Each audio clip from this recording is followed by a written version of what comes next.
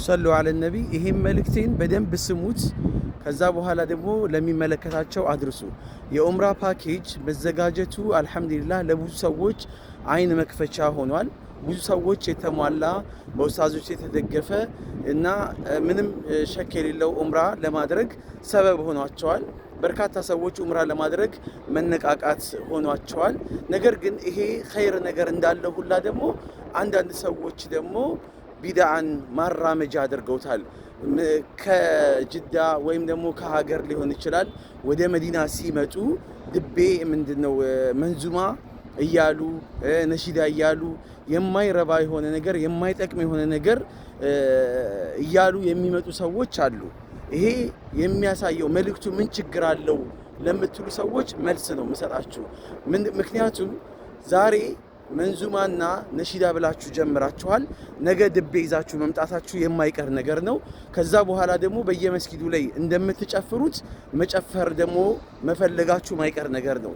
ቢድዓ ቀስ በቀስ እያለ ነው የሚስፋፋው። ቢድዓ ቀስ በቀስ እያለ ነው የሚሰራጨው። መዲና ላይ ደግሞ ሰዎች የሚጠቅማቸውን ነገር ጉዞ ላይ የሚጠቅማቸውን ነገር መስጠት ሲገባን ማድረግ ሲገባን እነሱን ሐዲስ እየነገሩ ቁርአን እየነገሩ ሲራ እየነገሩ ታሪኮችን እየነገሩ ማምጣት ሲገባ ያውላ ሰውን በመንዙማና በነሺዳ ጭንቅላታቸውን መበረዝ ማለት ምን ማለት ነው? ነብዩ አለይሂ ሰላቱ ሰላም ይሄንን መልእክት ይሄንን ተግባር ለሚፈጽሙ ሰዎች አንደኛ፣ ሁለተኛ ደግሞ በእነዚህ አካሎች ኡምራ ብላችሁ በእነዚህ አይነት ፓኬጅ የምትመጡ ሰዎች መልእክቱን በደንብ ስሙኝ።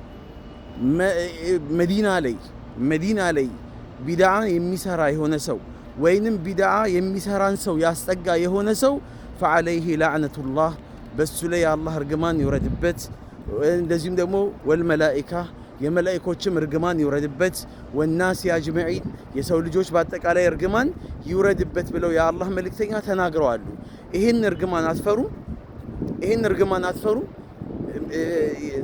መስጂድ ነብይ ላይ ነብይ አለይሂ ሰላም መስጂድ ላይ የተባረከ የተቀደሰ ቦታ ላይ የተቀደሰ የሆነ ተግባርን መፈጸም ሲገባችሁ ሱናቸውን ሀይ ማድረግ ሲገባችሁ እንደገና ሀገር ቤት የለመዳችሁትን ቢድዓ እዚህ መታችሁ ለማሰራጨት የምትሞክሩ ሰዎች አእምሮ ላይ በሌላ ነገር ቢዚ እንዲሆኑ የምታደርጉ የሆኑ ሰዎች አላህ ልትፈሩ ይገባል።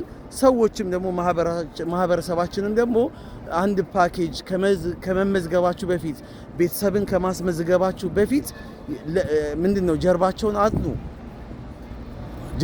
አጥኑ። በማን ነው ማስመዝገብ ያለብኝ? በማን ነው መመዝገብ ያለብኝ? ኡምራዬን ማድረግ ያለብኝ የተሳለጠ የሆነ የተስተካከለ ያማረ የሆነ ኡምራ በማን በኩል ባደርግ ነው ውጤታማ ልሆን የምችለው ብላችሁ አስቡ፣ አጢኑ። ዝም ብላችሁ በዘፈቀደ ነገሌ ብቻ ስለመጡ እናንተም እዛው ላይ ለመመዝገብ እንትን አትበሉ፣ አደራችሁን እላለሁኝ። ሰላም አለይኩም ወራህመቱላሂ ወበረካቱ።